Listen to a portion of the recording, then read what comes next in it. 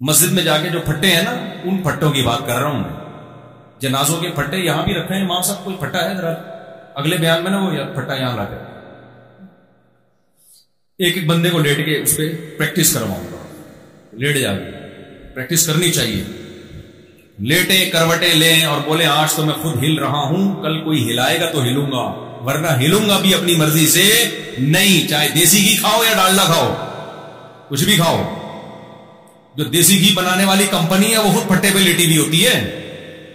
اس کے سارے ڈائریکٹر اور شرکا وہ بھی پھٹے پہ لیٹیں گے ایک دن آ کے. تو میں یہ وہ جنازہ بیان کر رہا تھا کہ اس جنازے میں جب ہم گئے تو باتیں کیا ہو رہی ہیں جی، ڈالڈا اور ایکچولی آج کل کی خوراکیں ٹھیک نہیں ہیں. میں نے کہا یار ان کو کیا ہو گیا، باتیں ابھی کرو کہ ہم نے بھی پھٹے پہ لیٹنا. اور اب میری عمر اتنی ہو گئی ہے، ان میں سے کوئی بھی جو بھی وہ اس قسم کی بحث کر رہے تھے، مجھے یقین ہے کہ اب تک کوئی بھی ان میں سے زندہ نہیں. سارے دیسی گھی کھائی ہو یا کیا کھایا ہو، بالآخر وہ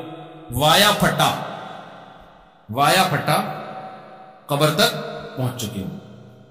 پھٹے کے ذریعے جاتے ہیں نا، پہلے پھٹا آتا ہے پھر اس کے بعد. تو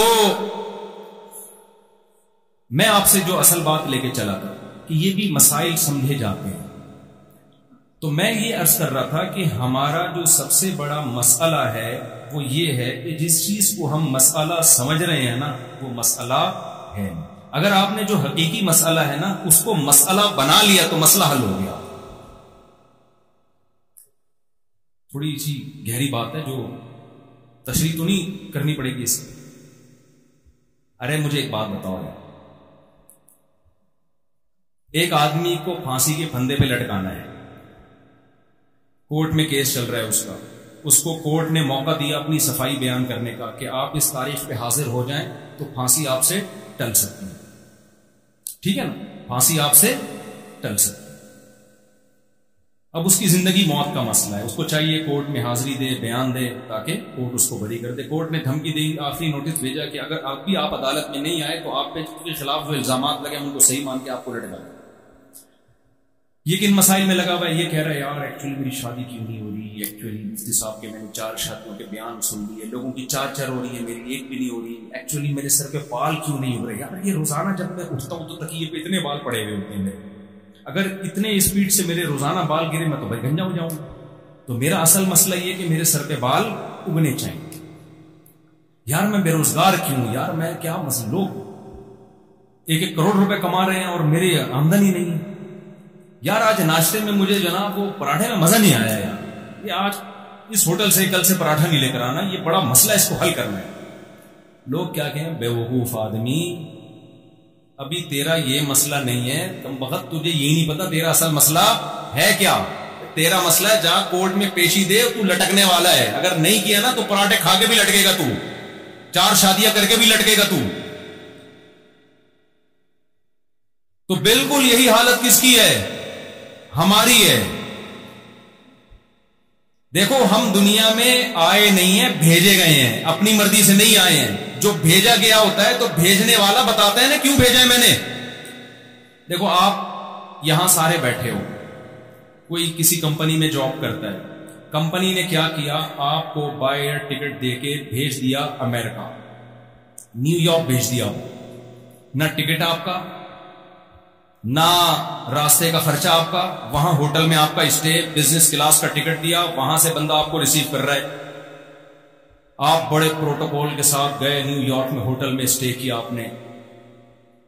اب مجھے ایک بات بتاؤ، وہاں جا کے لوگ آپ سے پوچھ رہے ہیں کہ آپ آئے ہیں یا آپ کو کسی نے بھیجا ہے. آپ کہتے ہیں بھائی مجھے تو پتا بھی نہیں، مجھے تو کمپنی نے بزنس کلاس کا ٹکٹ کروایا تھا اور یہاں ہوٹل میں میرا اسٹے ہے، تو میں آیا نہیں ہوں، مجھے بولو بھیجا.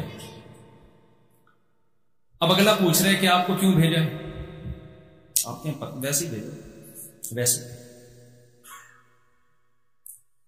پھر اگلا کہہ رہا ہے بھائی تو کچھ پیپر رکھا ہوگا تیری جیب میں، یا کمپنی کو فون کر کے پوچھ کے آپ لوگوں نے مجھے یہ کیوں بھیجا ہے یہاں پہ. آپ کہیں یار یہ میرا مسئلہ، بولو نہیں، میرا مسئلہ یہ کہ ہوٹل بڑا اچھا ہے لیکن یہ جو کھڑکی ہے نا، یہ یہاں سے جو دھوپ زیادہ آ رہی ہے تو اس کو فون کرو یار، اس کو پردہ تھوڑا سا گہرے کلر کا لگائے تاکہ سن لائٹ نہ آئے ویسے.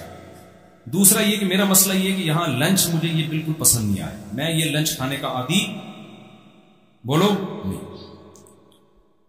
اور یہ کہ ہوٹل بہت اچھا ہے, اسٹے اس میں میرا بڑھایا جائے. دوسرا یہ کہ میرے سر پہ بال نہیں اگ رہے یار. یہاں امریکہ میں آیا ہوں تو میں چاہتا ہوں کہ یہاں ڈاکٹر زیادہ اچھے ہیں, یہاں کوئی تیل ویل میرے سر میں, کوئی شیمپو ویمپو ایسا بتائیں کہ میرے سر پہ کیا نکل آئے, بال. دوسرا یہ کہ مہنگائی بہت بڑھ رہی ہے, مہنگائی کے خلاف احتجاج ہونا چاہیے. مہنگائی کے خلاف کیا ہونا چاہیے؟ پیٹرول کیوں مہنگا ہو رہا ہے؟ پیٹرول کیوں مہنگا ہو گیا؟ ابھی تو ہوا تھا چند دن پہلے مہنگا, دوبارہ مہنگا ہو گیا یار. یہ کون سی انسانیت ہے یار؟ چلو گورنمنٹ کے خلاف فیس بک پہ ایک مہم چلاؤ. اگلا بولے گا کمبخت جب تو نہیں آیا ہے, تجھے کسی نے بھیجا ہے تو کمپنی سے پہلے تو یہ پوچھ کے بھیجا کیوں ہے, تاکہ اس کام کو تو فوکس کریں. بعد میں یہ سب انڈے پراٹھے اور یہ ساری چیزیں چلتی رہیں گی. تیرے سر پہ بال بھی ہم اگوا دیں گے. یہاں شیمپو ملتے ہیں, امریکہ ہی ہے, یہاں تیل بھی ہے اور یہاں بہت کچھ ہے. لیکن تو کمبخت پہلے پوچھ تو صحیح, کیونکہ جس کمپنی نے تجھے بھیجا ہے اگر تو وہ کام نہیں نمٹائے گا وہ تجھے نکال دیں گے جاب سے, اور یہاں تو غیر قانونی ہو جائے گا, یہ پکڑ کے تجھے جیل میں ڈال دیں گے. آپ کہہ رہے ہو یار میرے پاس ٹائم نہیں ہے. یہ انہی مولویوں کی انہی باتوں کی وجہ سے نا یہ ہم لوگ ترقی نہیں کر پا رہے ہیں.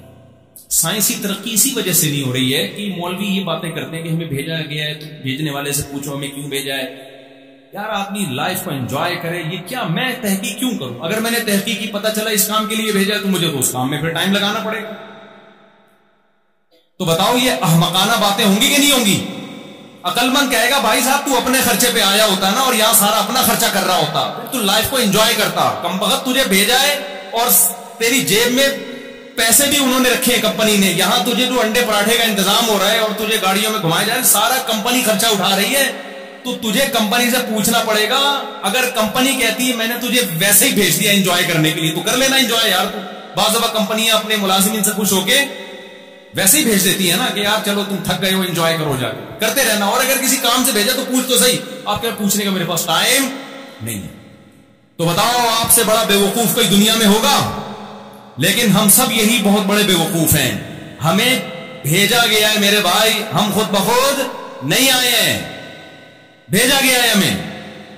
ہم جب دنیا میں آئے تو ماں کی چھاتیوں میں دودھ پیدا کیا گیا ہے, خود بخود پیدا نہیں ہوا. یہ ڈارون تو بکواس کر کے گیا, جھوٹ بول کے گیا. یہ وہ جو کہتا ہے نا یہ کائنات خود بخود چل رہی, ناممکن ہے. ایسا آٹومیٹیکلی ایسا خوبصورت نظام کہ بچہ پیدا ہوتا ہی ماں کی چھاتیوں میں دودھ آئے. نیچر خود اتنی ذہین نہیں ہے کہ اپنے آپ کو اتنا زبردست طریقے سے مینج کر لے کہ آنکھ جو بن رہی ہے وہ کھوپڑی میں جا کے فٹ ہو رہی ہے, ناک ادھر فٹ ہو رہی ہے, کان ادھر فٹ ہو رہے ہیں, زبان ادھر فٹ ہو رہی ہے. اور بھائی نیچر ارتقاء اور ایوولوشن کے نتیجے میں اتنا زبردست اپنے آپ کو مینج نہیں کر سکتی. پھر مرد پیدا ہو رہے ہیں, عورت پیدا ہو رہی ہے, دو الگ الگ جنس پیدا ہو رہی ہیں, دونوں کے ملاپ سے نسل چل رہی ہے. ایسا ہو نہیں سکتا.